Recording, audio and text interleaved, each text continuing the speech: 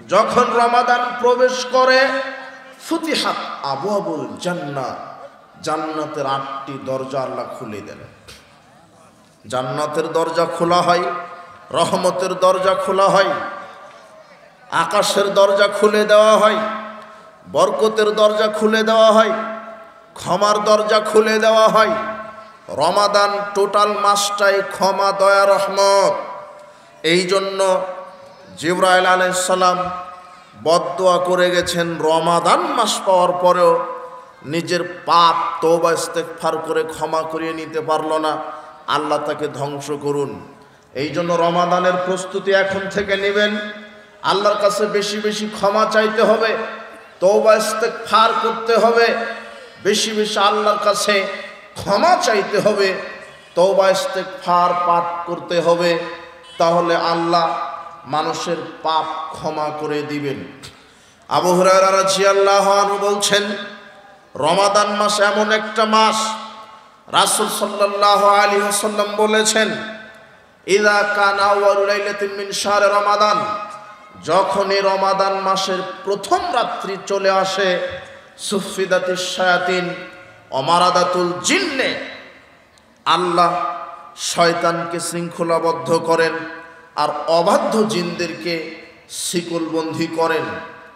গুল্লিকাত আবওয়াবুন নার, জাহান্নামের দরজা সব আল্লাহ বন্ধ করে দেন। লাম ইউফতা মিনহা বাব, আর জাহান্নামের দরজা গোটা রমাদান খোলা হয় না। ফুতিহাত আবওয়াবুল জান্নাহ, রমাদান মাস আসার সাথে সাথে জান্নাতের সব দরজা খুলে দেন। লাম ইউগলাক মিনহা বাব, আর গোটা রমাদান জান্নাতের দরজা বন্ধ করা হয় না। জান্নাতের সব দরজা টোটাল রমাদানই খোলা থাকে, আর জাহান্নামের সব দরজা টোটাল রমাদানই বন্ধ থাকে। এরপরে ওয়ায়ুনাদি মুনাদিন, একজন আহ্বানকারী আহ্বান করতে থাকে রমাদান মাসে, ইয়া বাগিয়াল খায়র আকবিল, হে কল্যাণের অগ্রযাত্রীরা, হে সৎ আমল সম্পাদনকারীরা, তোমরা আমল করার প্রতিযোগিতা করো। ইয়া বাগিয়া শাররি আকসির, হে অকল্যাণের অগ্রযাত্রীরা, তোমরা থেমে যাও। হে পাপী সমাজ, তোমরা পাপ থেকে বিরত থাকো, পাপ করো না। ওয়ালিল্লাহি উতাকাউ মিনান নার, রমাদান এমন একটা মাস, আল্লাহ সুবহানাহু ওয়া তাআলা রমাদানে বহু জাহান্নামী ব্যক্তিকে ক্ষমা করে জান্নাতে প্রবেশ করিয়ে দেন। ওয়াযালিকা কুল্লা লাইলাতিন, এটা প্রত্যেক রাত্রেই হয়। প্রত্যেক রাত্রে কি হয়? রমাদান যখন আসে দেখবেন আমাদের দেশে লিফলেটে রমাদানকে 3 ভাগে ভাগ করে। কয় ভাগ? 10 ভাগ রহমত, তাই না? 10 ভাগ মাগফিরাত, আর শেষের ভাগ নাজাত। অথচ এই কথা ঠিক নয়, এই হাদিসটা ঠিক নয়। প্রথম 10 দিন রহমত, তার মানে শেষের 20 দিন আর রহমত না, তাই না? বুঝেননি কথা মনে হয় আমার? কি লিফলেটে দেখেন না 10 দিন করে ভাগ করা থাকে? প্রথম 10 দিন কি রহমত, তার মানে শেষের 20 দিন আর রহমত নাই। দ্বিতীয় 10 দিন মাগফিরাত মানে ক্ষমা, তার মানে আল্লাহ প্রথম 10 দিনও ক্ষমা করবেন না, শেষের 10 দিনও ক্ষমা করবেন না, শুধু মাঝের 10 দিন ক্ষমা করবেন। আর শেষের 10 দিন নাজাত মানে মুক্তি, জাহান্নাম থেকে মুক্তি দিবে। তার মানে প্রথম 20 দিন মুক্তি দেয় না, শুধু শেষের 10 দিন জাহান্নাম থেকে মুক্তি দেয়। অথচ এই কথা ঠিক নয়। রমাদানের 30টা দিনই রহমত। রাসূল সাল্লাল্লাহু আলাইহি ওয়াসাল্লাম বলছেন, ইযা দাখালা রমাদান ফুতিহাত আবওয়াবু রাহমা, রমাদান আসার সাথে সাথে টোটাল রমাদান মাসটাই আল্লাহ রহমতের সব দরজা খুলে দেন। আর শুধু 10 দিন আল্লাহ ক্ষমা করেন না, মিথ্যা কথা। শুধু 10 দিন আল্লাহ দয়া করেন না, এটা মিথ্যা কথা। শুধু 10 দিন আল্লাহ নাজাত দেন না, এটাও মিথ্যা কথা। কেন? গোটা রমাদান মাসটাই দয়ার মাস, বুখারী মুসলিমের হাদিস। শুধু 10 দিন আল্লাহ ক্ষমা করেন না। আবু হুরায়রা রাদিয়াল্লাহু আনহু বলছেন, রাসূল সাল্লাল্লাহু আলাইহি ওয়াসাল্লাম বলেছেন, ইয়ানজিলু রাব্বুনা তাবারাকা ওয়া তাআলা ইলা সামাইদ দুনিয়া হিনা ইয়াবকা সুলুসুল লাইলিল আখির কুল্লা লাইলাতিন। রাসূল সাল্লাল্লাহু আলাইহি ওয়াসাল্লাম বলছেন, শোনো, আমাদের প্রতিপালক আল্লাহ প্রত্যেক রাত্রে সপ্তম আকাশ থেকে প্রথম আকাশে নেমে আসেন। নেমে এসে আহ্বান করতে থাকেন, মায়াদুনি ফাস্তাজিবা লাহু, কে আমাকে ডাকে আমি তার ডাকে সাড়া দিব। মাইয়াসআলুনি ফাউতিয়াহু, কে আমার কাছে কিছু চায় আমি তাকে তা প্রদান করব। মাইয়াস্তাগফিরুনি ফাগফিরা লাহু, কে আমার কাছে ক্ষমা চাই আমি তার সব পাপ ক্ষমা করে দিব। কুল্লা লাইলাতিন, 365টা রাত্রেই 7 আকাশ থেকে আল্লাহ প্রথম আকাশে নেমে আসেন শুধু তার বান্দাবান্দির পাপকে ক্ষমা করে দেওয়ার জন্য। শুধু কি 10 দিন না প্রত্যেক দিন?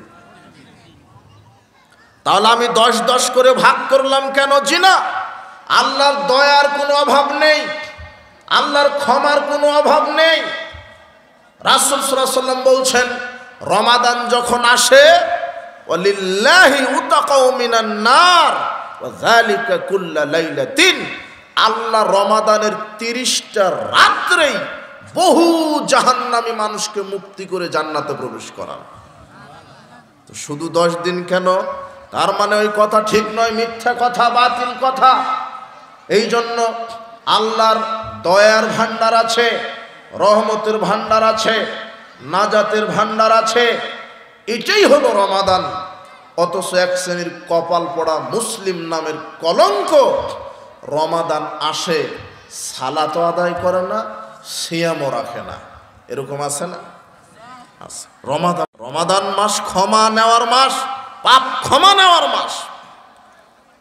যারা রমাদানে সিয়াম রাখে না তাদের কবরের শাস্তির ব্যবস্থা আল্লাহ করেছেন। রাসূল সাল্লাল্লাহু আলাইহি ওয়াসাল্লাম বলছেন, একটু লক্ষ্য করেন, যারা সুস্থ সবল বালেগ, আকেল বালেগ, সুস্থ সবল নারী পুরুষ রমাদান আসে অথচ খাওয়া পান করা আমোদ ফুর্তিতে ব্যস্ত থাকেন, সিয়াম পালন করেন না, এদের জন্য আল্লাহ কবরের শাস্তির ব্যবস্থা করেছেন। রাসূল সাল্লাল্লাহু আলাইহি ওয়াসাল্লাম বলছেন, জিবরাইল আর মিকাইল আমাকে 2 বাহু ধরে একটা পাহাড়ের উপরে উঠালেন। পাহাড়ের কাছে নিয়ে গিয়ে বলছেন, আপনি পাহাড়ে উঠেন। তখন মুহাম্মদ সাল্লাল্লাহু আলাইহি ওয়াসাল্লাম বলছেন, আমি তো পাহাড়ে উঠতে পারবো না। তখন 2 জন ফেরেশতা সহযোগিতা করে পাহাড়ে উঠিয়ে দিলেন। পাহাড়ে ওঠার সাথে সাথে প্রথম যেই দৃশ্যটা মুহাম্মদ সাল্লাল্লাহু আলাইহি ওয়াসাল্লাম দেখলেন, যে একজন ব্যক্তিকে 2টা পা উপরের দিকে রশি দ্বারা ঝুলিয়ে রেখেছে, মাথাটা নিচের দিকে, পায়ে রশি বেঁধে উল্টা করে ঝুলিয়ে রেখেছে, মাথাটা নিচের দিকে ঝুলছে, পায়ে রশি দ্বারা টাঙানো আছে। আর কিছু ফেরেশতারা আগুনের কেচি দ্বারা ওই ব্যক্তিটার মুখের ঠোঁট কেটে দিচ্ছে। তখন মুহাম্মদ সাল্লাল্লাহু আলাইহি ওয়াসাল্লাম বলছেন, এই ব্যক্তিটা কে? এর এরকম আযাব শাস্তি হচ্ছে কেন? তখন ফেরেশতাগণ বলছেন, জিবরাইল আর মিকাইল বললেন আমাকে যে এই ব্যক্তিটা ওই ব্যক্তি যে রমাদান মাসে দিনে খেয়ে পান করে বেড়াতো, সিয়াম রাখতো না। যারা সিয়াম রাখবে না তাদের কবরের শাস্তি হবে এইটা, কি? আগুনের কেচি দ্বারা তাদের মুখ কেটে দিবে। কেননা দিনের বেলাতে খাওয়া পান করা হারাম, ওকে সিয়াম রাখতে হবে। আর খায় পান করে কি দিয়ে? মুখ দিয়ে। তাই কবরে যে ব্যক্তি রমাদানে সিয়াম রাখবে না, কবরে তার আগুনের কেচি দ্বারা ঠোঁট কেটে দেওয়া হবে। এই জন্য রমাদানকে মূল্যায়ন করবেন, রমাদানকে মূল্যায়ন করতে হবে, রমাদানকে মূল্যায়ন করতে হবে, রমাদানে আমল করার প্রতিযোগিতা করতে হবে। এই জন্য অবসর সময় বাহির করেন। 1 নাম্বার প্রস্তুতি, অবসর সময় বাহির করবেন রমাদানকে মূল্যায়ন করার জন্য। রমাদানের 2 নম্বর প্রস্তুতি, তওবা ইস্তেগফারের জন্য রেডি থাকবেন। এখন থেকে শুরু করেন তওবা ইস্তেগফার। রমাদানের প্রত্যেকটা দিন রাত তওবা ইস্তেগফার করবেন। 3 নম্বর রমাদানের প্রস্তুতি নেবেন সৎ আমলের প্রতিযোগিতা। রমাদানের বিশেষ বিশেষ আমল আছে। 4 নম্বরে রমাদানের প্রস্তুতি নেবেন। এখন থেকেই হিংসা বিদ্বেষ পরিহার করুন, মিথ্যা কাজ মিথ্যা কর্ম পরিহার করুন। এখন থেকেই মিথ্যা কাজ পরিহার করুন, হিংসা বিদ্বেষ পরিহার করুন, পাপের কাজ পরিহার করুন। রমাদানের আর কি প্রস্তুতি নেবেন? চাঁদ দেখার প্রস্তুতি নেবেন। রমাদানের চাঁদ উঠবে, চাঁদ দেখার প্রস্তুতি নিতে হবে। রাসূল সাল্লাল্লাহু আলাইহি ওয়াসাল্লাম যখন কোনো চাঁদ দেখতেন এই দোয়াটা পাঠ করতেন, আল্লাহু আকবার, আল্লাহুম্মা আহিল্লাহু আলাইনা বিল ইয়ুমনি ওয়াল ঈমানি ওয়াস সালামাতি ওয়াল ইসলামে রব্বি ওয়া রব্বুকাল্লাহ। আল্লাহর কাছে বলতেন, আল্লাহু আকবার, আল্লাহ তুমি বড়, হে আল্লাহ এই চাঁদকে আমাদের মাঝে উদিত করো নিরাপত্তার সাথে, ঈমানের সাথে, প্রশান্তির সাথে, ইসলামের সাথে। এরপরে বলতেন, হে চাঁদ তোমার রব আল্লাহ, আমাদের রব আল্লাহ। এই দোয়াটা মুখস্থ করেন। ছোটবেলাতে আমাদের বাপ দাদা বলতো চাঁদকে সালাম দাও। সালাম দেওয়ার সাথে সাথে চাঁদকে সালাম দেওয়ার বিষয়টা ওরকম নয়। ওটা বাপ দাদারা বলতো যে চাঁদ দেখে সালাম দাও, কিন্তু চাঁদকে সালাম দিবেন কেন? রাসূল সাল্লাল্লাহু আলাইহি ওয়াসাল্লাম চাঁদ দেখলে এই দোয়াটা বলতেন, এই দোয়াটা শিখিয়ে দিতে হবে। বলছিলাম চাঁদ দেখার প্রস্তুতি, এইভাবে রমাদানে ইবাদত করার প্রস্তুতি নেন। এরপরে আপনাকে বলছি রমাদানের বিশেষ বিশেষ আমল। রমাদানে আপনি কি কি আমল করবেন? রমাদানের বিশেষ আমল, ফরজ আমলটাই হলো রমাদানের 30টা দিন সিয়াম রাখা। কি রাখা? সিয়াম। রমাদানের বিশেষ বিশেষ অনেক আমল আছে, তার একটা ফরজ আমল হচ্ছে রমাদানের সিয়াম রাখা। আল্লাহ সুবহানাহু ওয়া তাআলা বলছেন, ইয়া আইয়ুহাল্লাযিনা আমানু কুতিবা আলাইকুমুস সিয়াম কামা কুতিবা আলাল্লাযিনা মিন ক্বাবলিকুম লাআল্লাকুম তাত্তাকুন। হে বিশ্বাসীগণ, আমি তোমাদের উপরে সিয়াম ফরজ করেছি যেমন যারা ছিল পূর্ববর্তী তাদের উপরে আমি সিয়াম ফরজ রেখেছিলাম, লাআল্লাকুম তাত্তাকুন, যাতে করে তোমরা পরহেজগারিতা অর্জন করতে পারো, পরহেজগার অবলম্বন করতে পারো। এই জন্য সিয়াম ফরজ করা হয়েছে। রমাদানের সিয়াম রাখা ফরজ। আবু সাঈদ খুদরি রাদিয়াল্লাহু আনহু বলছেন, রাসূল সাল্লাল্লাহু আলাইহি ওয়াসাল্লাম বলেছেন, মান সামা ইয়াওমান ফি সাবিলিল্লাহি বাদাল্লাহু ওয়াজহু আলিনার সাবিনা খরিফা। যে ব্যক্তি আল্লাহকে সন্তুষ্ট করার জন্য একটা সিয়াম রাখলো, আল্লাহ তার নিকট থেকে জাহান্নামকে 70 বছরের পথ দূরে করে দিবেন। এই জন্য রমাদানের 30টা সিয়াম এটা রাখতে হবে, এটা ফরজ। যারা সিয়াম রাখে না তাদের জন্য শাস্তি আল্লাহ মওজুদ করেছেন। সিয়ামের ফজিলত সাল বিন সাদ রাদিয়াল্লাহু আনহু বলছেন, রাসূল সাল্লাল্লাহু আলাইহি ওয়াসাল্লাম বলেছেন, ইন্না ফিল জান্নাতে বাবান ইউকালু লাহুর রায়ান। জান্নাতে একটা দরজা রয়েছে, যেই দরজার নাম হচ্ছে রায়্যান। ইয়াদখুলু মিনুস সায়মুনা ইয়াউমাল কিয়ামা। ওই দরজা দিয়ে শুধু যারা সিয়াম পালনকারী এরাই ঢুকবে, এরাই প্রবেশ করবে, সায়াম ছাড়া কেউ প্রবেশ করতে পারবে না। আবু হুরায়রা রাদিয়াল্লাহু আনহু বলেন, রাসূল সাল্লাল্লাহু আলাইহি ওয়াসাল্লাম বলেছেন, কুল্লু আমাল ইবনে আদম ইউযাফুল হাসানাতু বিআশরাম সালিহা ইলা 700 যায়ফ। রাসূল সাল্লাল্লাহু আলাইহি ওয়াসাল্লাম বলছেন, আদম সন্তানের প্রত্যেকটা আমল 1 থেকে 10 থেকে 700 গুণ বর্ধিত করা হয়। ওয়াকাল আল্লাহু তাআলা, তবে আল্লাহ সুবহানাহু ওয়া তাআলা বলছেন, ইল্লাস সাওম, তবে সিয়াম ব্যতীত, ফাইন্নাহু লি ওয়া আনা আজিজি বিহি, কেননা সিয়াম মানুষ আমার জন্য রাখে আর আমি এর প্রতিদান দিব। ইয়াদাউ শাওয়াতা তামাহু মিন আজলি।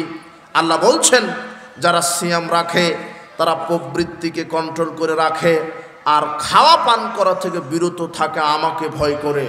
লিসায়ামে ফারহাতান, এই জন্য আমি আল্লাহ সিয়াম পালনকারীর জন্য দুইটা আনন্দ ঘন মুহূর্ত রেখেছি। এক, ইনদা ফিতরিহি, সিয়াম পালনকারীর জন্য 1 নম্বর আনন্দ মুহূর্ত আছে ইফতার করার সময়। কোন সময়? ইফতার। যখন একজন সায়েম ইফতার করার সময় ইফতার করে, তখন সে বুঝতে পারে যে তার আনন্দ কত ওই সময়। এরপরে রাসূল সাল্লাল্লাহু আলাইহি ওয়াসাল্লাম বলছেন, ইনদা লিকাই রাব্বিহি, আল্লাহর সাথে সাক্ষাৎ লাভের জন্য যখন সায়েম আল্লাহর সাথে সাক্ষাৎ লাভ করবে, তখন সে এত আনন্দিত হবে, ওটাই হবে তার জন্য সবচেয়ে বেশি আনন্দ ঘন মুহূর্ত। তো সায়েমের জন্য কয়টা আনন্দের মুহূর্ত আছে?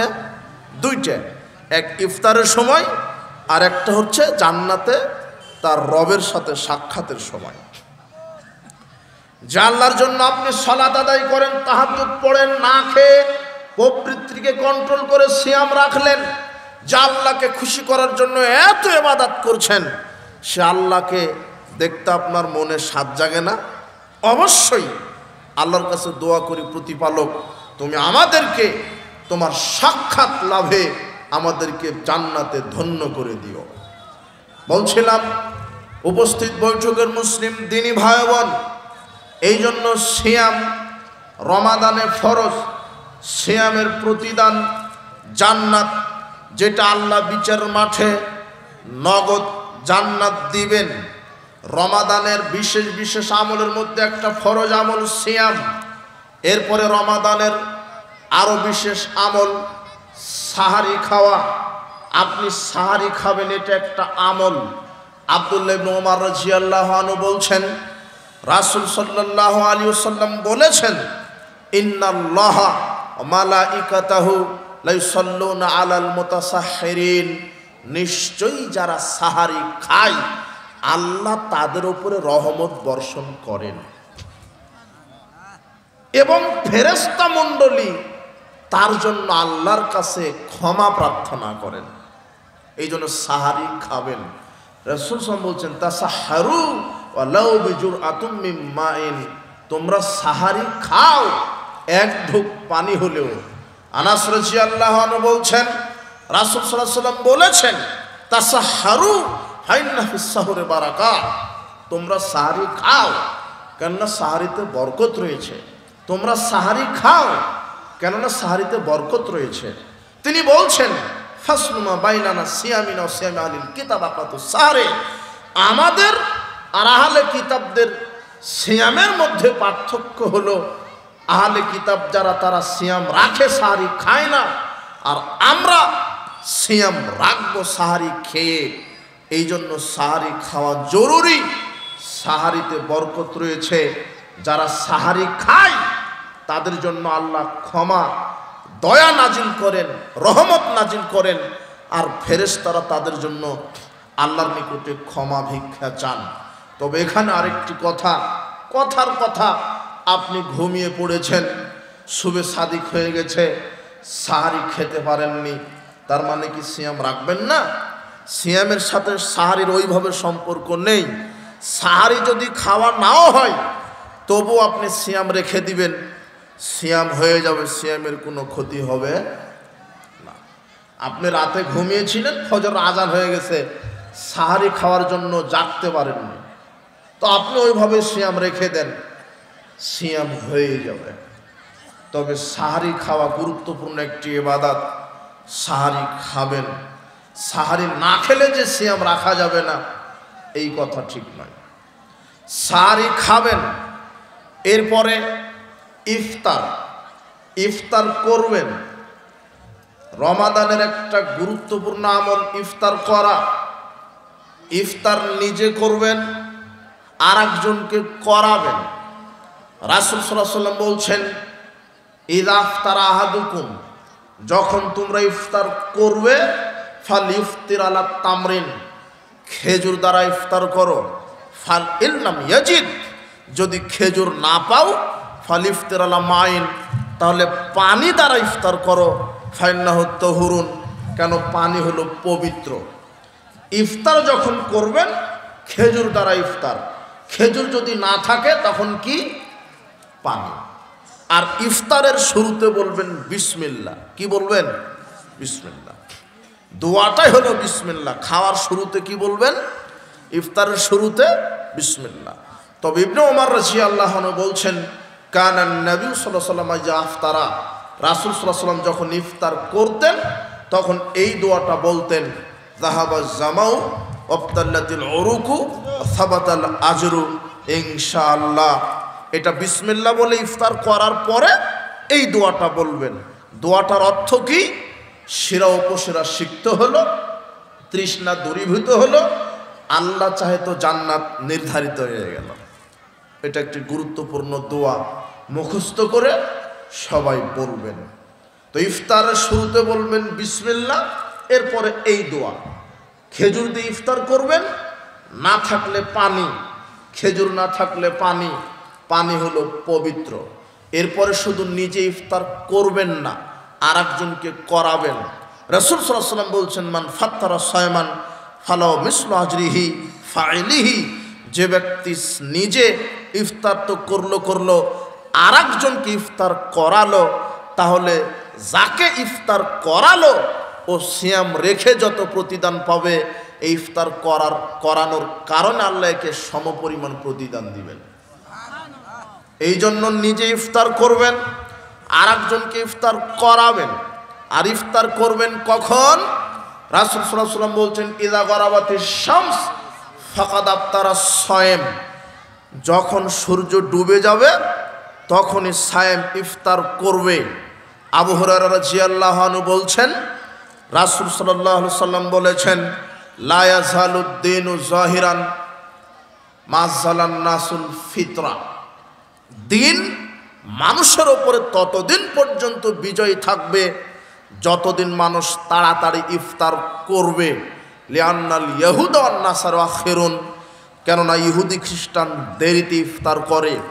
মানুষ, মুসলিমরা, মানুষেরা ততদিন বিজয় থাকবে দিনের ওপরে যতদিন তাড়াতাড়ি ইফতার করবে।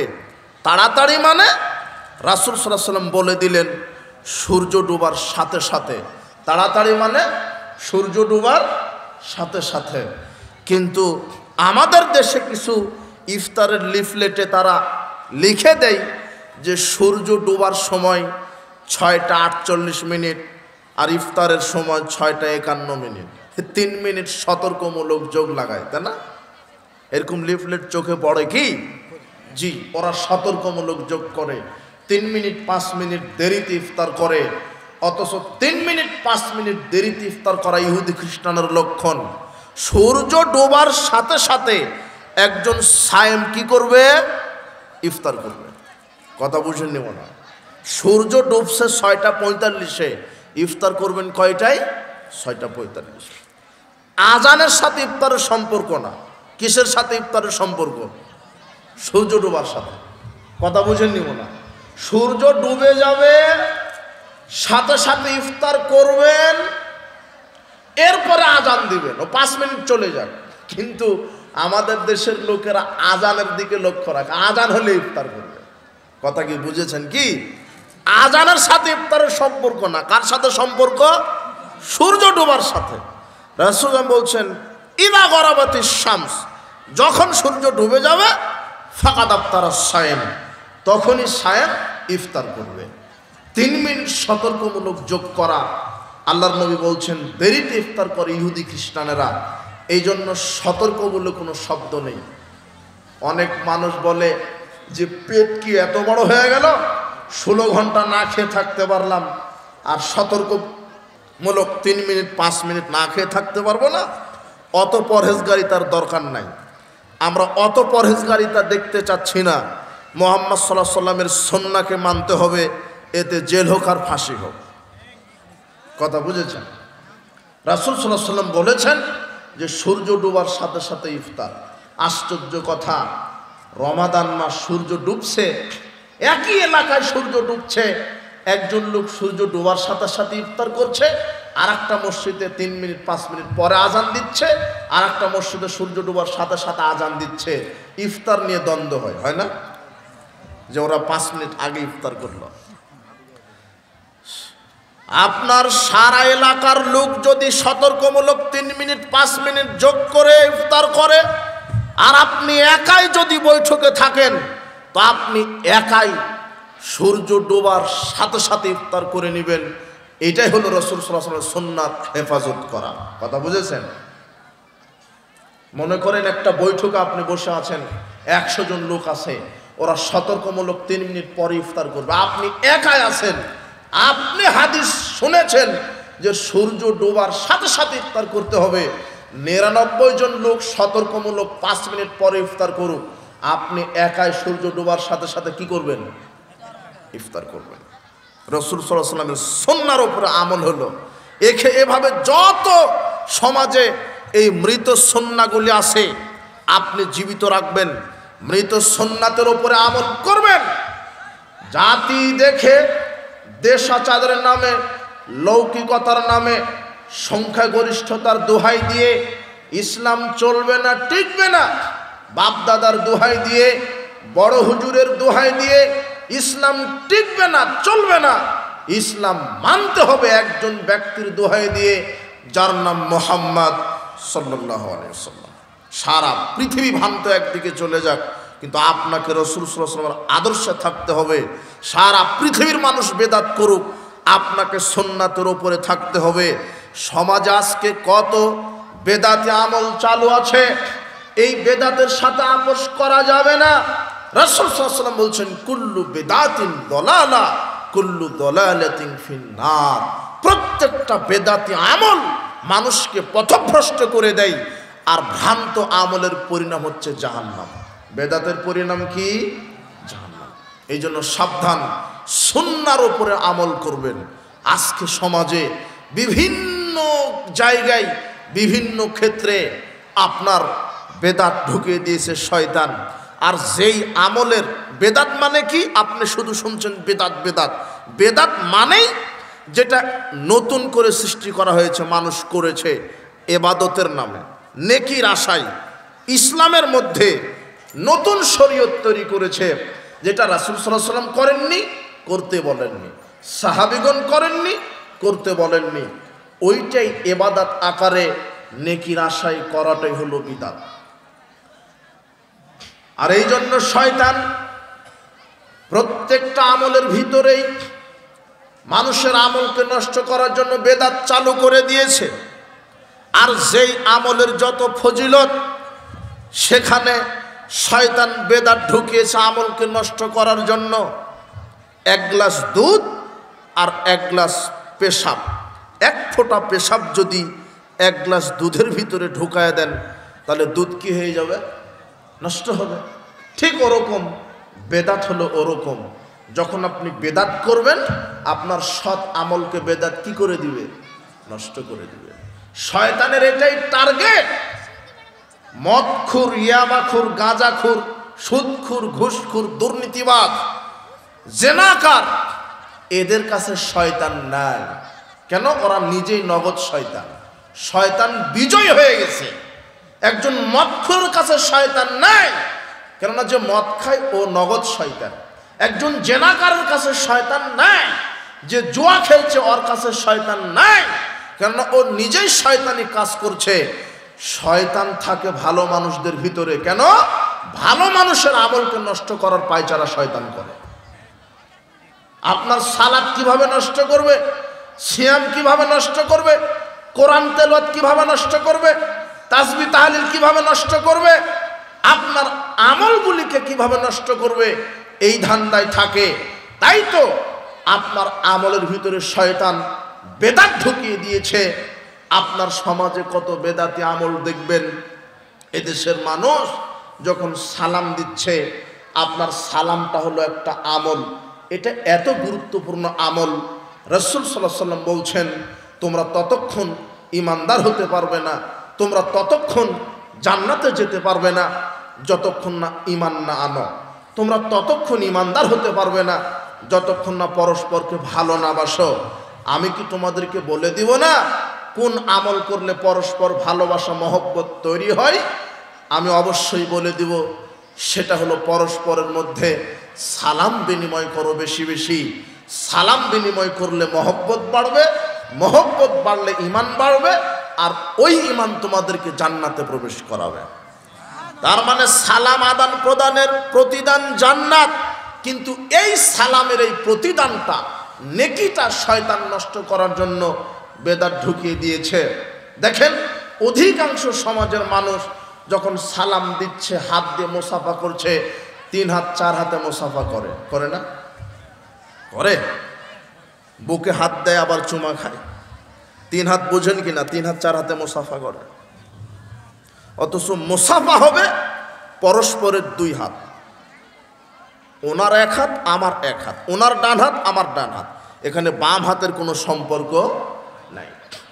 আবু দাউদের 5212 নম্বর হাদিস, রাসূল সাল্লাল্লাহু আলাইহি ওয়াসাল্লাম বলছেন, মামিন মুসলিমাইনা ইয়ালতাকিয়ানে ফাতাসাফাহান, যখন দুইজন মুসলিম পরস্পরের 2 হাতে মুসাফা করে সালাম বিনিময় করে, ইল্লা গুফিরা লাহুমা ক্বাবলা আন ইফতারিকা, তাদের এই পরস্পরের 2 হাতটা পৃথক হওয়ার পূর্বেই তাদের বিগত সব পাপ আল্লাহ ক্ষমা করে দেন। তাবারানী আওসাতের মধ্যে আরেকটা হাদিস আসছে, ইন্নাল মুমিনা ইযা লাকিয়াল মুমিন, একজন মুমিন যখন আরেকজন মুমিনের সাথে সাক্ষাৎ করে, সাক্ষাতের পরে ফাখাযা বিয়াদিহি, তার 1 হাত ধরে মুসাফা করে, তানাসারাত খাতায়াহুমা কামা ইয়াতানাসারু ওয়ারাকুশ শাজার, তাদের উভয়ের পাপ ওইভাবে ঝরে যায় যেমন গাছ থেকে পাতা ঝরে যায়। কিন্তু শয়তান এই ফজিলতপূর্ণ আমলকে নষ্ট করার জন্য 2 হাত আর দেয়নি, কয় হাত মেরে দেয়? 3 হাত 4 হাত। কথা বুঝলেন আমার? রাসূল সাল্লাল্লাহু আলাইহি ওয়াসাল্লাম বলছেন পরস্পরের 2 হাতে মুসাফা করো, কিন্তু 3 হাত দিয়ে দিলেন। রাসূল সাল্লাল্লাহু আলাইহি ওয়াসাল্লামকে অপমান করা হলো না? এটা হলো বিদআত। যেটা ইবাদত আকারে নাই সেটা আপনি মনে করছেন কেন ইবাদত? রাসূল সাল্লাল্লাহু আলাইহি ওয়াসাল্লাম যেভাবে বলেছেন ওইভাবে আপনাকে ইবাদত করতে হবে। এদেশের প্রায় হাফেজ সাহেব কোরআন তেলাওয়াত শেষ করে বলছে সাদাকাল্লাহুল আযীম, অথচ পৃথিবীতে কোনো হাদিসের পাতাতে জাল জয়ীপ হাদিসও নাই। এটা এমনিতেই বাপ দাদার দোহাই দিয়ে চলছে। পৃথিবীতে যত হাদিসের কিতাব আছে, হাদিসের কিতাবের কোনো পাতাতে আরবিতে একটা জাল হাদিসও বর্ণিত হয়নি যে কোরআন তেলাওয়াত শেষে সাদাকাল্লাহুল আযীম বলতে হবে। অথচ আয়েশা রাদিয়াল্লাহু তাআলা আনহা বলছেন, রাসূল সাল্লাল্লাহু আলাইহি ওয়াসাল্লাম কোরআন তেলাওয়াত শেষ করে এই দোয়াটা বলেছেন, সুবহানাকা আল্লাহুম্মা বিহামদিকা আশহাদু আল্লা ইলাহা ইল্লা আনতা আস্তাগফিরুকা ওয়া আতুবু ইলাইকা। এইটা বলতে হবে। রাসূল সাল্লাল্লাহু আলাইহি ওয়াসাল্লাম এটা বলেছেন, তো আমাদেরকে বলতে হবে কোনটা? এইটা। আপনি রাসূল সাল্লাল্লাহু আলাইহি ওয়াসাল্লামকে অপমান করে ইবাদত করতে পারেন না। এই যে সারা বাংলাদেশ শবে বরাত পালন করা হলো, হালুয়া রুটি বিরিয়ানি বিতরণ করা হলো, সালাতুল আলফিয়া 100 রাকাত সালাত আদায় করা হলো, এর একটা জাল দলিল পৃথিবীতে নাই, এমনিতেই চলছে। শবে বরাত কথাটাই মিথ্যা। সারা বাংলাদেশের সব হুজুর এক জায়গাতে একত্রিত হলে শবে বরাত শব্দটা কোরআন থেকেও দেখাতে পারবে না, হাদিস থেকে দেখাতে পারবে না। হুজুর বলছে যে হালুয়া রুটি খাওয়ার ফজিলত কি? রাসূল সাল্লাল্লাহু আলাইহি ওয়াসাল্লামের উহুদের যুদ্ধে দাঁত ভেঙেছিল, তাই নরম খাদ্য খেয়েছে, তাই আমরা হালুয়া রুটি খাই। বেকুব, দাঁত ভাঙলো কোন মাসে আর আমরা হালুয়া রুটি খেলাম কোন মাসে? দাঁত ভেঙেছে কোন মাসে? শাওয়াল মাসের 7 তারিখে সকালবেলা, আর আমরা হালুয়া রুটি খেলাম শাবান মাসে। আমরা 1.5-2 মাস আগেই খেয়ে বসে আছি, দাঁত ভাঙার আগেই খেয়ে বসে আছি। কথা বুঝেননি মনে হয়? এদেরকে বুঝাবেন কি দিয়ে? 100 রাকাত সালাতের প্রতিযোগিতা করছে,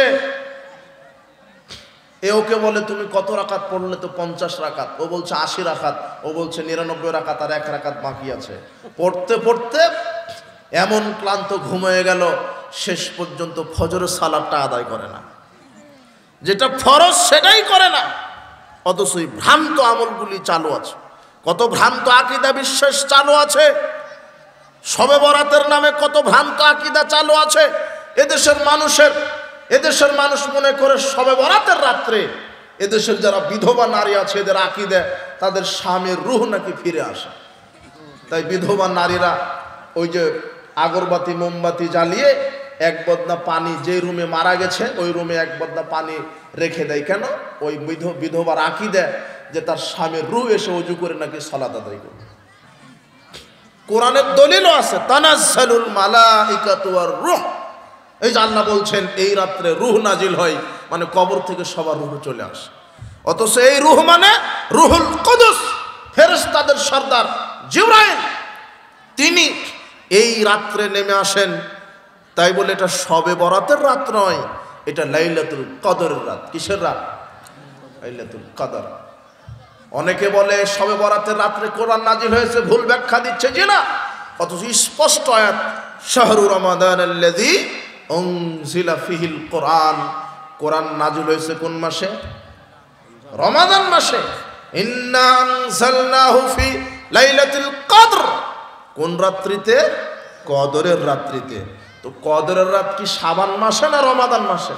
শয়তান কিভাবে এদেশের মানুষকে ভুল ভ্রান্ত বেদাতি আকীদা, বেদাতি আমলের মাধ্যমে এদের আকীদাও নষ্ট করেছে শয়তান, আমলগুলিকেও নষ্ট করছে।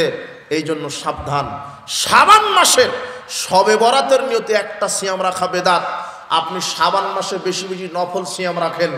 রাসূল সাল্লাল্লাহু আলাইহি ওয়াসাল্লাম বলছেন একটা মানুষের এক বছরের সব আমল পেশ করা হয় শাবান মাসে। কোন মাসে?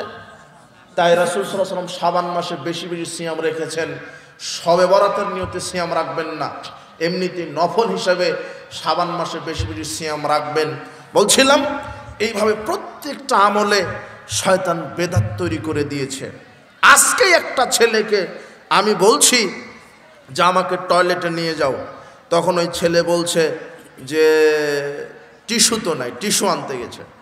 তা আমি বললাম পানি নাই? তো হ্যাঁ পানি আছে। তা আমি বললাম পানিতে তো যথেষ্ট হবে। তো বলছেন আগে তো টিস্যু নিতে হবে। ওই ছেলের আকীদা কি আগে কি নিতে হবে? আগে টিস্যু অথবা ঢিল নিতে হবে, পানি নেওয়া যাবে না। এই ভ্রান্ত আমল শিখাইছে কে? কোরআন হাদিসের ভুল ব্যাখ্যা দিয়ে এক শ্রেণীর ভ্রান্ত মৌলানা সাহেব, ভ্রান্ত হুজুর, এক শ্রেণীর শয়তানের এজেন্ট যারা বাংলাদেশে পৃথিবীতে কাজ করছে, কোরআন হাদিসের অপব্যাখ্যা করে মানুষকে ভ্রান্ত আমল শিখাচ্ছে। এদেরকে বুঝিয়েছে যে পেশাব করার পরে আগে ঢিল টিস্যু নিতে হবে, তারপরে পানি নিতে হবে। অথচ এটা একটা কাঁচা মিথ্যা কথা। পানি থাকলে পানি, পানির বিকল্প ঢিল টিস্যু। কথা বুঝেননি মনে হয়? কথা বুঝেছেন? পৃথিবীতে আগে ঢেল টিস্যু আসছে না পানি আগে আসছে? তো ঢেল টিস্যু জন্মের আগে কি দিয়ে ইস্তেঞ্জা করেছে মানুষ? কথা বুঝেন? বলছিলাম এর ফজিলত তৈরি করেছে শয়তানের, ফজিলত তৈরি করেছে। জানেন এই ঢিল বা টিস্যুর ফজিলত কি? এদেশের এক শ্রেণীর আলেমেরা বক্তৃতা দেয় যে কুলুক, মানে ঢিল টিস্যু নিয়ে কুলুক নিতে হয়, তাই না? শয়তান এই কুলুকের ফজিলত তৈরি করে বলছে যে এই দুনিয়াতে যার কুলুকের ঢিলা যত বড় হবে, নেকির পাল্লাতে তার নেকি তত ভারী বেশি হবে। কি ফজিলত রে ভাই! এটা কে, এই ফজিলত কে বয়ান করছে? এক শ্রেণীর টুপি দাড়িওয়ালা এই ভ্রান্ত হুজুরেরা। একজন হাজী সাহেব চলে গেছে মক্কাতে হজ করার জন্য। মক্কায় হজ করতে গিয়ে উহুদ পাহাড়ের পাশে পেশাব করতে বসেছে।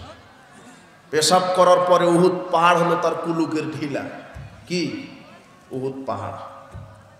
একজন বলছে হাজী সাহেব কি আপনি পাগল হয়েছেন নাকি? এই উহুদ পাহাড় দিয়ে আপনি ইস্তেঞ্জা করছেন কেন? তো বলছে পাগল আমি না, আপনি। এই কুলুকের ফজিলত জানেন? আমার এই উহুদ পাহাড় হয়েছে হলো আজকে কুলুকের ঢিলা। বিচার মাঠে আল্লাহ উহুদ পাহাড়কে নেকির পাল্লা উঠায় দেবে। ওই হুজুর শিখাইছে, যেমন টঙ্গীর হুজুররা শিখাইছে টঙ্গীর মাঠে গেলে হজের নেকি হয়। টঙ্গীর মাঠ কেন? কাবা ঘরে গেলেও হজ হবে না। কাবা ঘরে 7 তবক কেন? 100 তওয়াব দিলে হজ হবে না। আপনি মিনায় গেছেন হজ হবে না, আপনি মুজদালিফায় গেছেন হজ হবে না, মাথা মুন্ডন করেছেন, পাথর নিক্ষেপ করেছেন হজ হবে না। কাবা ঘরে 1000 বার তওয়াব করলে হজ হবে না, যতক্ষণ না 1 সেকেন্ডের জন্য হলো আরাফার মাঠে পা দেওয়া লাগবে। কোথায়? আরাফার মাঠ, যেখানে কাবা ঘর গেলে হজ হয় না। আরে হুজুর বলছে যে টঙ্গীতে গেলে কি হয়? হজ। এটা সহ্য করা যায়? সবাই জানে। ও টঙ্গীর হুজুরকে জিজ্ঞাসা করা হয়েছে যে মক্কা মদিনা থেকে টঙ্গীর মাঠে ইজতেমায় আসে কেন? তখন টঙ্গীর হুজুর ফতোয়া দিচ্ছে যে কাবা ঘরে 1 রাকাত সালাত আদায় করলে 1 লক্ষ গুণ নেকি হয়, আর টঙ্গীর মাঠে 1 রাকাত সালাত আদায় করলে 49 কোটি গুণ বেশি নেকি হয়। চিন্তা করেন। দাওয়াতে তাবলীগ একটা বই আছে, আপনি পড়েন, 85 পৃষ্ঠাতে এটা লেখা আছে, দাওয়াতে তাবলীগ। তাহলে এগুলো ভ্রান্ত কথা না? এই ভ্রান্ত বিশ্বাস, ভ্রান্ত আমলগুলি ছড়িয়ে দেওয়া হচ্ছে। কত বেদাতে আমল সমাজে দেখবেন, বলছে জুমার দিনে যদি কেউ 80 বার দরুদ পড়ে তো 80 বছরের পাপ ক্ষমা। এটা ওই ভেজাল আমলে লেখা আছে। বলছে যে তার 80 বছরের যদি পাপ না থাকে তো তার পিতা মাতার 80 বছরের পাপ ক্ষমা। তার পিতা মাতার যদি 80 বছরের পাপ না থাকে তো বলছে যে সারা পৃথিবীর সব মুসলমানের 80 বছরের পাপ ক্ষমা। আপনি বসে বসে সুদ খাবেন, ঘুষ খাবেন, আর একজন হুজুর 80 বার দরুদ পড়বে, আপনার পাপ ক্ষমা হয়ে যাবে। ইসলাম পাগল। কথা বুঝেননি? কত ভ্রান্ত আমল সমাজে আছে, বেদাতে আমল সমাজে চালু আছে। এগুলি থেকে আমাদেরকে ফিরে আসতে হবে। আমি আজকে বেদাতি আমল সম্পর্কে বলতে চাচ্ছি না। রমাদানের বিশেষ বিশেষ আমল বলতে গিয়ে বললাম ইফতার করবেন, ইফতার করাবেন, আর সূর্য ডোবার সাথে সাথে কি করবেন? ইফতার করবেন। এরপরে রমাদানের বিশেষ বিশেষ আমল, কোরআন তেলাওয়াত করবেন, কেননা কোরআন নাজিলের মাস। কোন মাস? এই রমাদান মাস। রাসূল বলছেন সিয়ামুল কোরআন ইয়াশফাআন লিল আবদি, কোরআন আর সিয়াম বান্দার জন্য বিচার মাঠে সুপারিশ করবে। ইয়াকুলুল কোরআন, কোরআন বলবে আয়া রব্বি মানাতু নাওমা বিল লাইল, আমি এই ব্যক্তিটাকে রাত্রে ঘুমাতে দিইনি, রাত জেগে জেগে আমাকে তেলাওয়াত করেছে, ফাশাফিনি ফিহি, আমার সুপারিশ কবুল করো। ইউশাফানে, আল্লাহ সিয়ামের সুপারিশ কবুল করবে, কোরআনেরও সুপারিশ কবুল করে। যে ব্যক্তি সিয়াম রাখত আর কোরআন তেলাওয়াত করত, ওই ব্যক্তিকে আল্লাহ জান্নাতে প্রবেশ করাবে। এই জন্য রমাদানের একটা বিশেষ আমল, বেশি বেশি কোরআন তেলাওয়াত করবেন, কোরআন খতম দিবেন এবং কোরআন বুঝে শুনে পড়বেন। শুধু রমাদান কেন, আর একটা কথা বলি, রমাদান মাস ট্রেনিংয়ের মাস। রমাদানে আপনি কোরআন তেলাওয়াত করবেন। রমাদানের বিশেষ আমল ফরজ সিয়াম, সাহারি খাওয়া, ইফতার করা, ইফতার করানো, নিয়মিত কোরআন তেলাওয়াত করা, কোরআন বুঝে শুনে খতম দেওয়া। এরপর রমাদানের আরেকটি বিশেষ আমল কিয়ামুল লাইল, তারাবির সালাত আদায় করা। রাসূল সাল্লাল্লাহু আলাইহি ওয়াসাল্লাম বলছেন মান কামা রমাদানা ঈমানান ওয়া ইহতিসাবান গুফিরা লাহু মা তাকাদ্দামা মিন যামবিহি, যে ব্যক্তি রমাদানে রাত্রের সালাত আদায় করবে তার বিগত সব পাপ ক্ষমা করে দেওয়া হবে। এই জন্য তারাবির সালাত আদায় করবেন, জামাতে হলে জামাতে, অথবা একাকী পড়বেন, একাকী পড়াই উত্তম ভালো। রাত্রে দরজা জানালা বন্ধ করে দিয়ে, লাইট বন্ধ করে দিয়ে অন্ধকারে তারাবির সালাত আদায় করেন। জামাত যেখানে হচ্ছে সেখানে পড়েন, না হলে একাকী তারাবির সালাত আদায় করেন। 8 রাকাত সালাত রাসূল সাল্লাল্লাহু আলাইহি ওয়াসাল্লাম রমাদান এবং রমাদানের বাহিরে 11 রাকাতের বেশি পড়তেন না। হুজুর জাতিকে ধোঁকা দিচ্ছে। হুজুর বলছে যে 8 রাকাত তাহাজ্জুদ, 8 রাকাত তারাবি নয়, 8 রাকাত তাহাজ্জুদ, 20 রাকাত তারাবি। হুজুর জাতির সামনে প্রতারণা দিচ্ছে, অথচ তারাবি শব্দটাই কোরআন হাদিসে নেই। কথা বুঝেননি মনে হয়? যেটা তাহাজ্জুদ ওটাই তারাবি, যেটা তারাবি ওটাই তাহাজ্জুদ। যদি 20 রাকাত তারাবি হয় তাহলে 20 রাকাতও তাহাজ্জুদ হবে। যদি 8 রাকাত তারাবি হয় 8 রাকাতই তাহাজ্জুদ হবে। আপনি এই কথা জাতিকে ধোঁকা দেওয়ার জন্য বললেন কেন যে 8 রাকাত তাহাজ্জুদ 20 রাকাত তারাবি, অথচ টোটালি এটা একটা মিথ্যা অপবাদ। যেটাই তাহাজ্জুদ সেটাই তারাবি, যেটাই তারাবি সেটাই তাহাজ্জুদ। কথা কি বুঝেছেন? রাসূল সাল্লাল্লাহু আলাইহি ওয়াসাল্লাম রমাদানের বাহিরে, রমাদানের মধ্যে 11 রাকাতের বেশি পড়তেন না, এটাই ঠিক। কাজেই আপনি রমাদানে রাত্রের সালাত, হাদিস আসছে কিয়ামুল লাইল অথবা তাহাজ্জুদ, আপনি পড়েন, 8 রাকাত পড়েন, 1 রাকাত 3 রাকাত 5 রাকাত 7 রাকাত বিতের পড়েন, এটা পড়েন। কাজেই রমাদানের একটা বিশেষ আমল রাত্রের সালাত আদায় করা। এরপরে কি রমাদানের আর একটা বিশেষ আমল লাইলাতুল কদর উদযাপন করা। আল্লাহ সুবহানাহু ওয়া তাআলা বলছেন লাইলাতুল কদর 1000 মাসের চাইতেও কি উত্তম। লাইলাতুল কদর উদযাপন করতে হবে। রাসূল সাল্লাল্লাহু আলাইহি ওয়াসাল্লাম বলছেন তোমরা লাইলাতুল কদরকে মূল্যায়ন করো।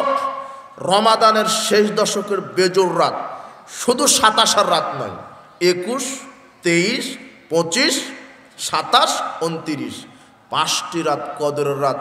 5টি রাতকে মূল্যায়ন করতে হবে, যে কোনো এক রাত নয়।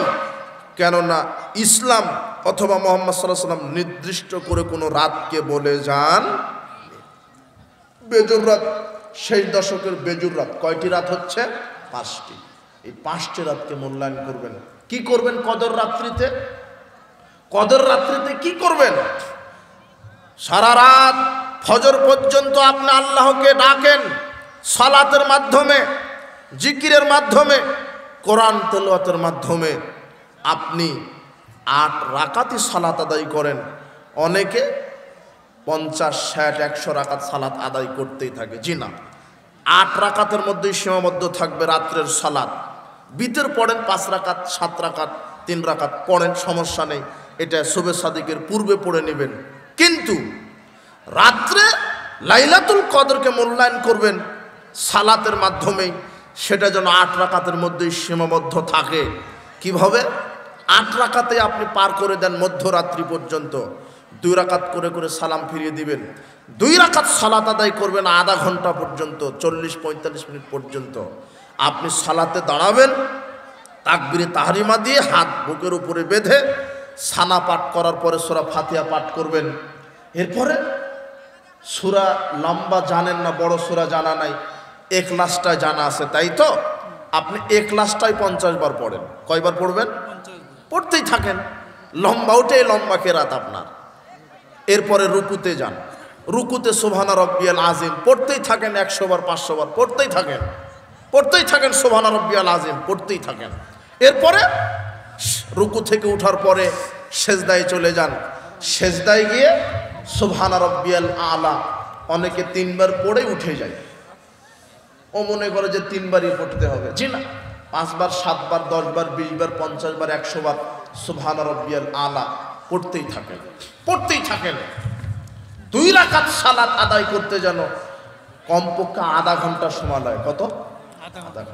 লাইলাতুল কদর এইভাবে মূল্যায়ন করেন, দেখবেন যে 2 রাকাতে আধা ঘন্টা, আর 2 রাকাতে আধা ঘন্টা 1 ঘন্টা, 4 রাকাতে 1 ঘন্টা, আর 4 রাকাতে 2 ঘন্টা সালাতে চলে গেল।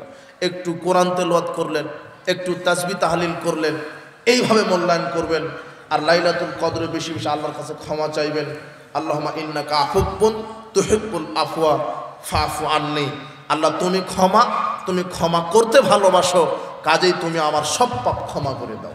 এটা বেশি বেশি বলবেন, সেজদাতে বলবেন। শোনেন, আর একটা কথা বলে দিই আপনাকে, সেজদাতে শুধু সুবহানা রাব্বিয়াল আলা বলে বসে থাকেন না।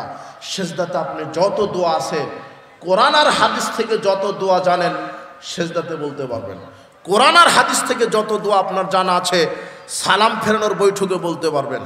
যত দোয়া আছে আপনি কোরআন থেকে দোয়া জানেন।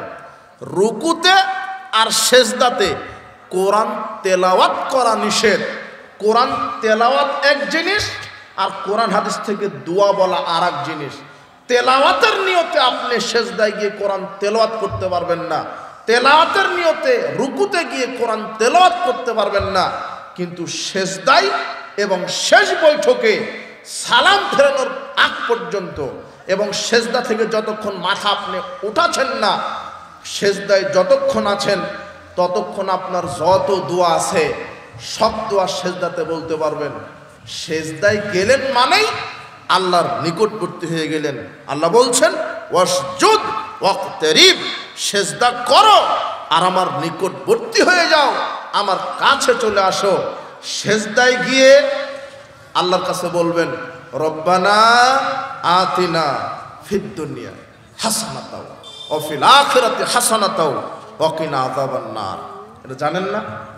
জানলে বলেন রব্বানা যালামনা আনফুসানা ওয়া ইল্লাম তাগফির লানা ওয়া তারহামনা লানাকুনান্না মিনাল খাসিরিন। সেজদাতে বলেন এক কথায় যত দোয়া আপনার জানা আছে কোরআন হাদিস থেকে, যত আরবিতে দোয়া মুখস্থ, সব কোথায় বলতে পারবেন? সেজদায়।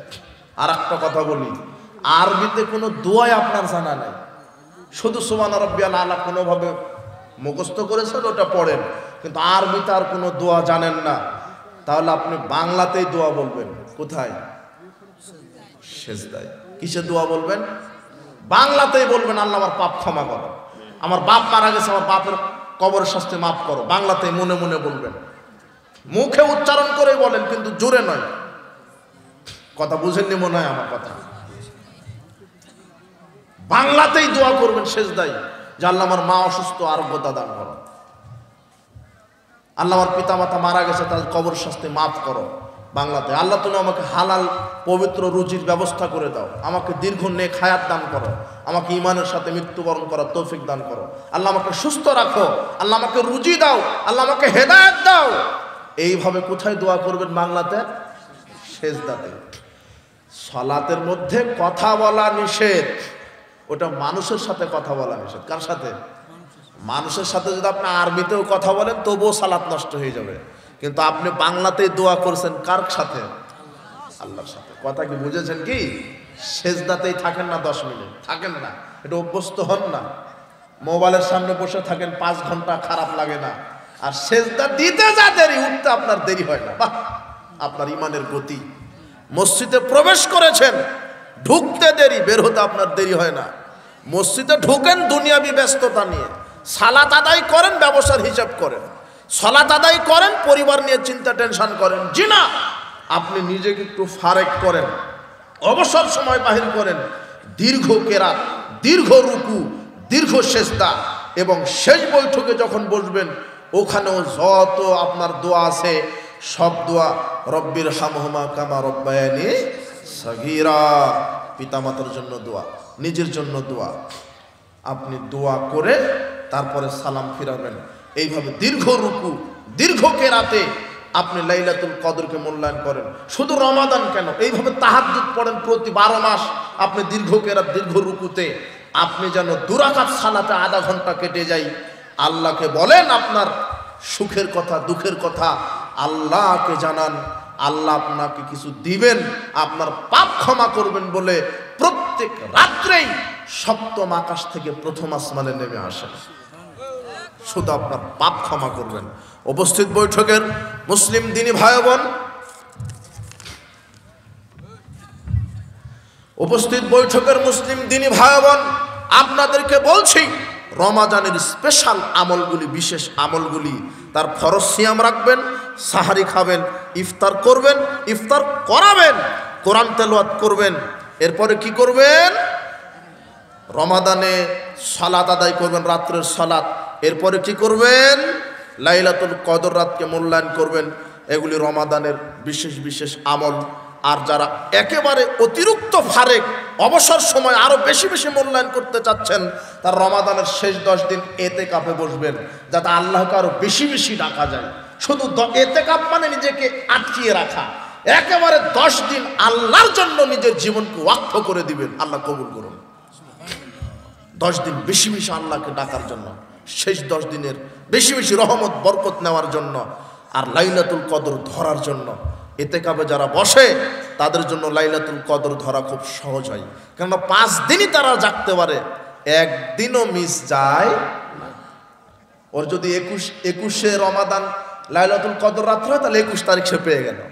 23 যদি হয় 23 তারিখ পেয়ে গেল। 21-23 হলো না, 25 হলো, ও 25ও পেয়ে গেল। সুবহানাল্লাহ। এই জন্য অতিরিক্ত আল্লাহকে সময় দেওয়ার জন্য নিজেকে 10 দিন আটকিয়ে রাখেন। দুনিয়াবি চিন্তা চেতনা বাদ দেন। 11 মাস তো খুব ব্যস্ত থাকেন দুনিয়া নিয়ে, চাকরি নিয়ে, ব্যবসা নিয়ে, খেলতামাশা নিয়ে। রমাদানের মাসটা একটু ফারেক হন। আল্লাহ আমাদেরকে অবসর সময় বাহির করে আল্লাহকে মূল্যায়ন করার তৌফিক দান করুন, রমাদানে ইবাদত করার তৌফিক দান করুন। বলছিলাম এরপরে রমাদানে আর কি কি আমল আছে? অনেক বিশেষ বিশেষ আমল আছে। তার আরেকটা আমল যাকাতুল ফিতর আদায় করবেন রমাদানের। রাসূল সাল্লাল্লাহু আলাইহি সাল্লাম আব্দুল্লাহ ইবনে ওমর রাদিয়াল্লাহু আনহু বলছেন, ফরাজা রাসূলুল্লাহ সাল্লাল্লাহু আলাইহি ওয়াসাল্লাম যাকাতাল ফিত্রে আলাল আব্দুল হুর ওয়া যাকারি ওয়াল উনসা মিনাল মুসলিমিন। রাসূল সাল্লাল্লাহু আলাইহি ওয়াসাল্লাম প্রত্যেক স্বাধীন দাসদাসী ছোট বড় নারী পুরুষ সবার উপরে যাকাতুল ফিতর ফরজ করে দিয়েছেন।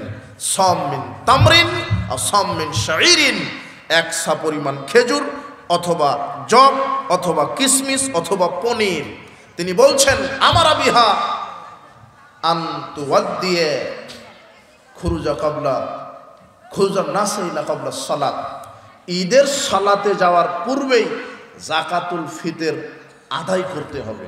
ঈদের সালাতে যাওয়ার পূর্বেই যাকাতুল ফিতর আদায় করতে হবে। বন্টন করাটাও ঈদের সালাতের পূর্বেই ভালো, কেননা যাকাতুল ফিতরকে খাদ্য বলা হয়েছে যাতে করে মানুষ ঈদের সালাতের পূর্বেই এটা ফকির মিসকিন নিয়ে খাদ্য হিসেবে ব্যবহার করতে পারে। এখানে আরেকটি কথা, রাসূল সাল্লাল্লাহু আলাইহি ওয়াসাল্লাম যাকাতুল ফিতর আদায় করতে বলেছেন খাদ্যদ্রব্য দ্বারা। কি দ্বারা? এদেশের এই জাতিকে কি দিয়ে আপনি শরীয়ত সুন্নাত কোরআন হাদিস বোঝাবেন? এই জাতির এক শ্রেণীর বড় বড় কর্মকর্তা তারা বলছে যে টাকা দিয়েও যাকাতুল ফিতর আদায় করলে হবে, কিন্তু আমরা বলেছি টাকা দিয়ে যাকাতুল ফিতর যদি সারা পৃথিবীর মানুষ আদায় করে হবে না। কেন? মুহাম্মদ সাল্লাল্লাহু আলাইহি ওয়াসাল্লাম বলেছেন কি দ্বারা আদায় করতে হবে? খাদ্যদ্রব্য দ্বারা। আবু সাঈদ খুদরি রাদিয়াল্লাহু আনহু বলছেন রাসূল সাল্লাল্লাহু আলাইহি ওয়াসাল্লামের যুগে কুন্না নুখরিজু যাকাতাল ফিতরে সাম মিন তামরিন ও সাম মিন শাইরিন সাম মিন আকিতিন ও সাম মিন যাবিবিন। আমরা রাসূল সাল্লাল্লাহু আলাইহি ওয়াসাল্লামের যুগে এক সা খেজুর অথবা এক সা পনির, এক সা কিশমিশ অথবা এক সা জব দিয়ে আমরা যাকাতুল ফিতর আদায় করেছি। সাম মিন তাম, এক সা পরিমাণ খাদ্যদ্রব্য দ্বারা আমরা যাকাতুল ফিতর দিয়েছি। আপনি বলবেন রাসূল সাল্লাল্লাহু আলাইহি ওয়াসাল্লামের যুগে টাকা ছিল না, এটা আপনার ভুয়া কথা। আজকের যুগের যে টাকা এর চাইতে দামি টাকা ছিল রাসূলের যুগে। স্বর্ণের টাকা ছিল। কিসের? রাসূলের যুগে টাকা ছিল না। আপনার ভ্রান্ত বানোয়াট কথা, এই জন্য সাবধান। খাদ্যদ্রব্য দ্বারা যাকাতুল ফিতর আদায় করতে হবে। এটা রমাদানের কাফারা, সিয়ামের কাফারা। যদিও কোনো সিয়ামে কোনো ভুল ত্রুটি হয়ে যায়, যাকাতুল ফিতর আদায়ের মাধ্যমে আল্লাহ তার সিয়ামকে পরিপূর্ণভাবে কবুল করে নেবেন। এই জন্য যাকাতুল ফিতর আদায় করবেন কি দ্বারা? খাদ্যদ্রব্য দ্বারা। এরপরে আর কি?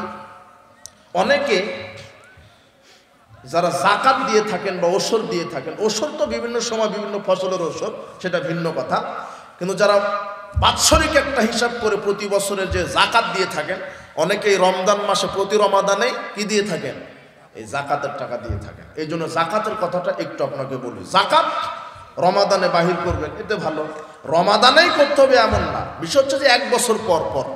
তবে সাহাবীগণ রমাদান মাসেই যাকাতের যার সামর্থ্য ছিল, রমাদান মাসকে তারা যাকাতের মাস বলতেন। রমাদান মাসকে তারা যাকাতের মাস হিসেবে তারা রমাদানে যাকাতের টাকা বন্টন করে দিতেন তাদের রাষ্ট্রীয়ভাবে। তো যাকাত আপনারা আদায় করবেন। যাদের সামর্থ্য আছে যাকাত দেওয়ার, এরপরও যারা দেয় না এদের শাস্তি হবে, বিচার মাঠে এদের শাস্তি, জাহান্নামে এদের শাস্তি। যারা সামর্থ্য আছে নিসাব পরিমাণ সম্পদের মালিক, এরপরও যারা যাকাত দিচ্ছেন না, অর্থ সম্পদ পঞ্জীভূত করে জমা করে রেখেছেন, তাদের জন্য শাস্তি আছে বিচার মাঠে এবং পরকালে জাহান্নাম। অবাক করা শাস্তি। যারা এদেশে দুর্নীতিবাজ, হাজার হাজার কোটি টাকা দুর্নীতি করে, চুরি করে, এদের চাইতো অবমাননাকর শাস্তি হচ্ছে যারা সম্পদের যাকাত দিবে না। কেন? দুর্নীতিবাজ দুনিয়াতে যেটা দুর্নীতি করেছে সেটা তার কাঁধে থাকবে, এ পর্যন্তই শেষ। আর হয়তো বা জমি খনন করতে বাধ্য করবে, কিন্তু যে ব্যক্তি তার সম্পদের যাকাত দেয়নি, এই সম্পদকে আল্লাহ বিভিন্নভাবে বলেছেন। হাদিসে রাসূল সাল্লাল্লাহু আলাইহি ওয়াসাল্লাম বলেছেন স্বর্ণরৌপ্যকে লোহার আগুনের বলয় তৈরি করবেন, বল। এই স্বর্ণরৌপ্যকে আগুনের বল তৈরি করে ওই ব্যক্তিটার কাঁধে রেখে দিবেন, ওই আগুনের বলটা স্তনভেদ করে বের হয়ে যাবে। এটা বিচারের মাঠের ঘটনা, জাহান্নামে যায়নি এখনো। যে সম্পদের যাকাত দিবে না তার শাস্তি বিচার মাঠের। আর কিভাবে বলেছেন রাসূল সাল্লাল্লাহু আলাইহি ওয়াসাল্লাম? মান আতাহুল্লাহু মালান ফালাম আদ্দা যাকাতাহু, যাকে আল্লাহ সম্পদ দিয়েছে, নেশাব পরিমাণ মালিক করেছে, অথচ যেই ব্যক্তিটা যাকাত আদায় করেনি, মুসিলা লাহু মালুহু ইয়াউমাল কিয়ামাতি সুজাআন, আল্লাহ তার সম্পদকে বিচার মাঠে টেকো মাথা বিশিষ্ট সাপে রূপান্তরিত করবেন। আকরা বিজাবিবাতানে, আকরা লাহু বিজাবিবাতানে, যেই সাপের চোখের উপরে দুটা কালো দাগ থাকবে। তারপরে কি, সুম্মা ইউতাওয়াকুহু, এরপরে আল্লাহ ওই সাপকে তার গলায় পেঁচিয়ে দিবেন। সুম্মা ইয়াখুযু বিল হিজামাতা হিয়ানি বিশিদকাইহি, আর ওই সাপটা তার গালে সবল দিয়ে বলবে আনা মালুকা আনা কানজুকা, আমি তোমার সঞ্চিত সম্পদ, তুমি আমার যাকাত আদায় করনি। দেখেন, যারা যাকাত সম্পদের দিবে না, অনেক মানুষ আছে এরা তাহাজ্জুদ পড়ে, হজ করে, সালাত আদায় করে, কিন্তু সম্পদের কি দেয় না, যাকাত দেয় না। এদের এই বিচার মাঠের শাস্তি। আর পরকালে জাহান্নামে কি শাস্তি, আল্লাহ বলছেন ওয়াল্লাযীনা ইয়াকনিযুনা আয-যাহাবা ওয়াল ফিদ্দাতা, যারা স্বর্ণ এবং রৌপ্যকে জমা করে, ওয়ালা ইউনফিকুনাহা ফিস সাবিলিল্লাহ, যারা আল্লাহ রাস্তায় এভাবে যাকাত দেয় না, ফাবাশশিরহুম বিআযাবিন আলীম, তাদেরকে কঠিন শাস্তির সুসংবাদ দাও। ইয়াওমা ইউহমা আলাইহা ফি নারি জাহান্নামা ফাতুকওয়া বিহা জিবাহুহুম ওয়া জুনুবুহুম ওয়া জুহুরুহুম। আল্লাহ বলছেন, যারা সম্পদের যাকাত দিবে না, এই সম্পদগুলি বিচার মাঠে বিশাল আগুনের লোহার বলয় তৈরি করে, ডান্ডা তৈরি করে, তার কপালে, তার পাজরে, তার পৃষ্ঠে এইভাবে সিল মারা হবে, আর বলা হবে হাযা মা কানাসতুম লিআনফুসাকুম আনফুসিকুম, এগুলি হচ্ছে তোমার দুনিয়াতে জমানো সম্পদ, ফাযুকু মা কুনতুম তাকনিজুন, এখন তুমি স্বাদ গ্রহণ করো। এর চাইতে অপমান তার জন্য আর কি হতে পারে? যারা এই পৃথিবীতে স্বর্ণরৌপ্য জমিয়ে রাখে, সম্পদের যাকাত দেয় না, তাদেরকে আল্লাহ এইভাবে জাহান্নামে লোহার ডান্ডা তৈরি করে তাদের কপালে পিঠে ভাবে ছিল মারবেন, আর বলা হবে এখন স্বাদ গ্রহণ করো, সম্পদের যাকাত আদায় করোনি। এই জন্য যারা স্বর্ণরৌপ্যের মালিক, স্বর্ণরৌপ্যের যাকাত দেবেন। নেশাবটা কি, পরিমাণটা কি? স্বর্ণ যদি কারো বাড়িতে ঘরে 7.5 ভরি স্বর্ণ থাকে, কত ভরি?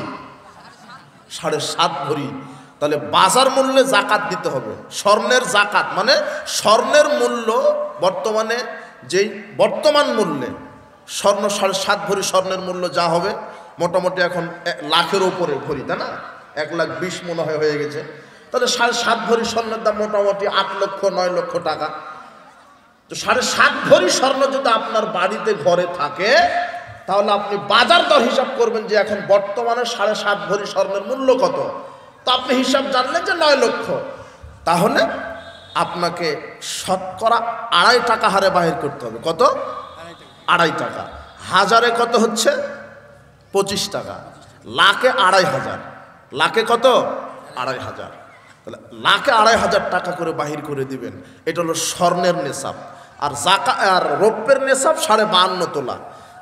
স্বর্ণ আপনি দারিদ্র বিমোচনে এই রৌপ্যের হিসাবে যাকাত আদায় করলে আল্লাহ আপনার উপরে বেশি অনুগ্রহ নাজিল করবেন। কেন? রৌপ্যের মূল্য খুবই কম। বর্তমানে 52.5 তোলা রৌপ্যের মূল্য সর্বোচ্চ 60 থেকে 70,000 টাকা। তো একজন মানুষের কাছে 1 বছর খেয়ে পরে যদি 1 বছর পরে তার কাছে 70,000 টাকা জমা থাকে, তাহলে তার উপরে যাকাত কি হয়েছে? সে দিতে পারবে। কথা বুঝেছেন? এই জন্য যাকাত দারিদ্র বিমোচনে ইসলাম, আল্লাহ সুবহানাহু ওয়া তাআলা এই জন্য কোরআন মাজিদে যেখানে সালাতের কথা আসছে সেখানে কিসের কথা আসছে? যাকাত। আকিমুস সালাত ওয়া আতুজ যাকাত। আগে সালাত, তারপরে যাকাত। সালাতের পরেই যাকাতের কথা কেন আসলো? আল্লাহ সুবহানাহু ওয়া তাআলা কি